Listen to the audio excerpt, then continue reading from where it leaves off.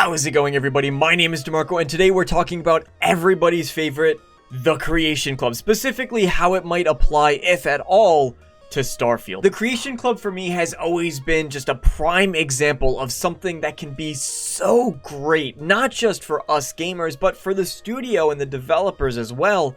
And then in execution, let's be honest, it's just terrible. Hey, editing DeMarco here, and I realize saying the Creation Club is terrible might have been a wee bit of an exaggeration. It'd be more accurate to say that it's less than desirable in its current state. So, there you go. I hope that clears up my perspective on the matter, and enjoy the video. Since its conception, Bethesda has always tried to pose the Creation Club as being more than just paid mods, but in its history, it's never done anything, even with the release of the Anniversary Edition, to elevate itself beyond more than just paid mods.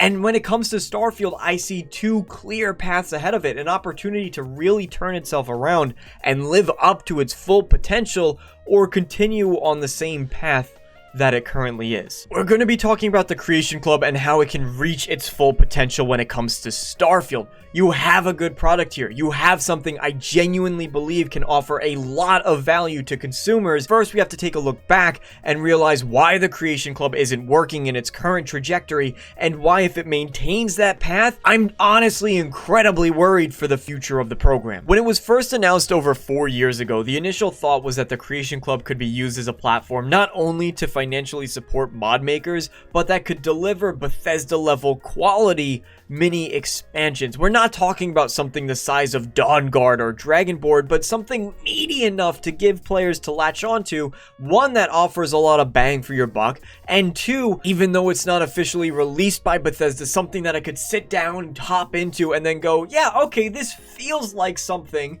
that I could have downloaded as official Skyrim DLC or Fallout 4 DLC or Starfield DLC. Instead, what we got for most of the Creations Club lifetime was overpriced and unsubstantial pieces of content that added little to no value to the overall experience. We're looking for something on par with DLC from Bethesda. We're not even close to that, especially early on with the Creation Club. You're looking at, here's a note, here's an enemy, kill the enemy, congratulations, you get an item from the game, and it's possibly just an updated model from a past Bethesda game. Especially when you keep in mind that you have on Xbox and PC free mods that not only save you money, but also, at times, were more ambitious than what was available through Creation Club. And in all of this, I mean no disrespect to the creators themselves. This is more a discussion about Bethesda's pricing model and the value per dollar that you're getting for these creations, which was entirely up to Bethesda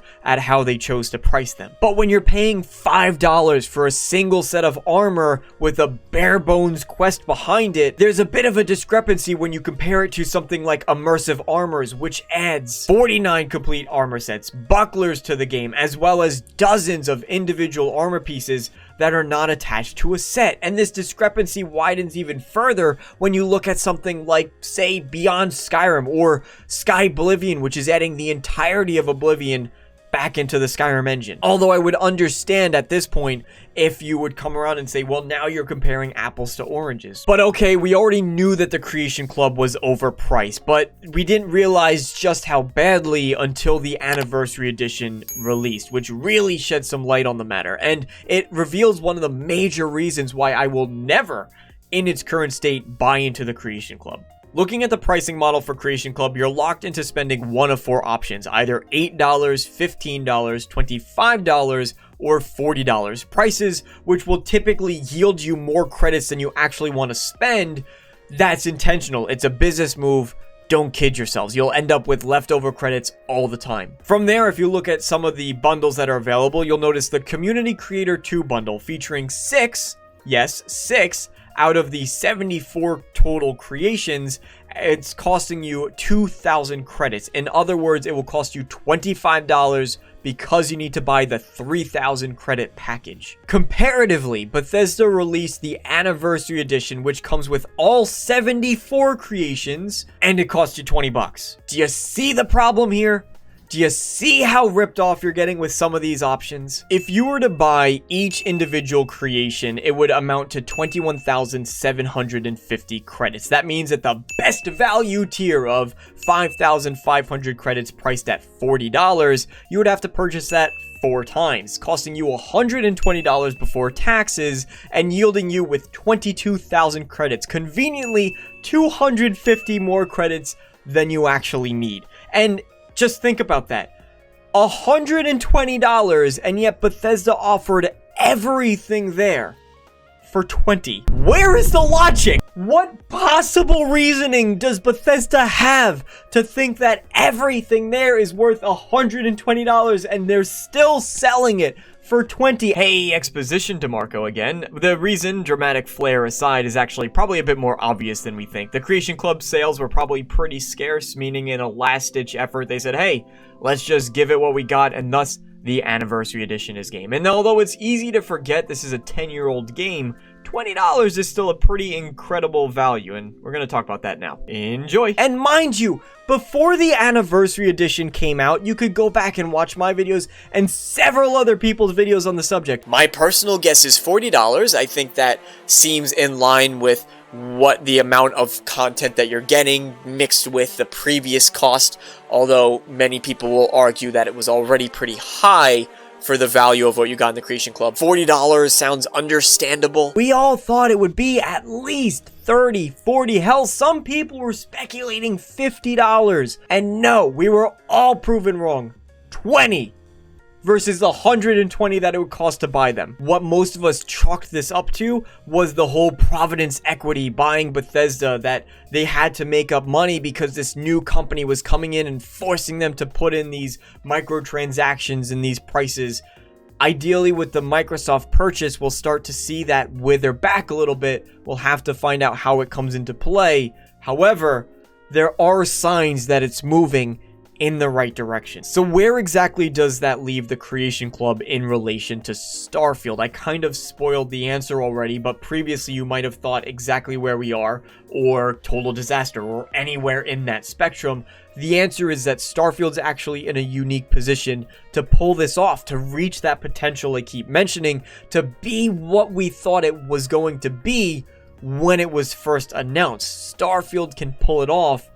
The question is, will it? For starters, I think it's also worth mentioning that I don't see the Creation Club going away. Todd Howard actually points this out in a couple of interviews where he mentions that he really appreciates the opportunity it creates to work with content creators and to even hire some of them, is what he mentioned in his interview with IGN. And I'm happy for those that saw that opportunity and ran with it. Again, nothing negative or derogatory in this video is directed towards the creators themselves. But okay, Todd Howard likes the Creation Club, so what? Well, aside from that, also, I do think that the Creation Club had to go through some growing pains. It's a brand new program, not just to Bethesda, but to the industry as a whole. And there's a lot of lessons that probably have been learned, hopefully have been learned, over the course of it being implemented through Skyrim and Fallout 4. Some growing pains such as, how much do we pay the creators themselves and what is fair? How much work do we have to take on our end? And what is it going to cost to us to put employees and developers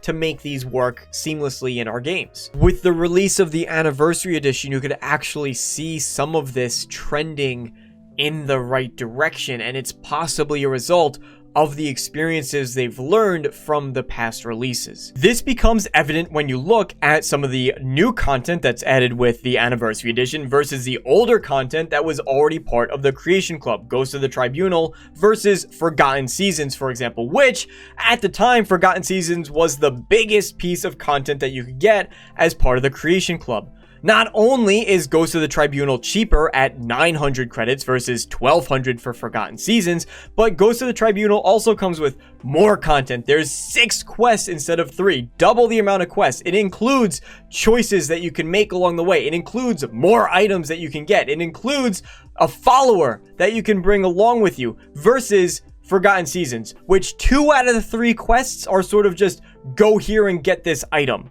Not much more to them. This is a pleasant direction for Bethesda to take the Creation Club, and I hope that they further push this envelope when it comes to the likes of Starfield. If they could turn around and say, hey, look, we have this 3 to 5 hour add-on as part of the Creation Club, and it comes with multiple quests and tons of items, and it's voice acted, and it has choice and consequence along the way, and guess what?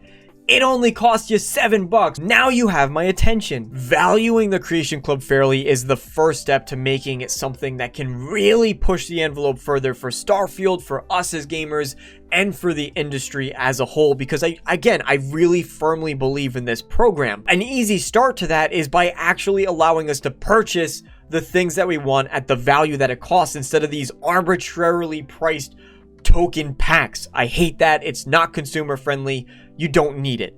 The second thing, there's 2 other major hurdles that I foresee for the Creation Club. One of them being voice acting. You'll notice that none of the creations in the Creation Club are actually voice acted, and there's a pretty good reason for this, all things considered. You see, since it's officially curated by Bethesda, it means that they need to support any creations that they make in all of the languages that the games support. It needs to be localized for those languages. Instead, the Creation Club has to rely on leaving notes behind or recycling old dialogue, which unfortunately takes away from some content that I think could really be elevated to the next level, which again is capable in mods. They don't need that level of support. Instead, things are delegated to notes, visual storytelling, and through recycled dialogue lines alone. The second major hurdle is making sure that this content is valued fairly against what's available as free mod alternatives, especially when Starfield is going to be an Xbox and PC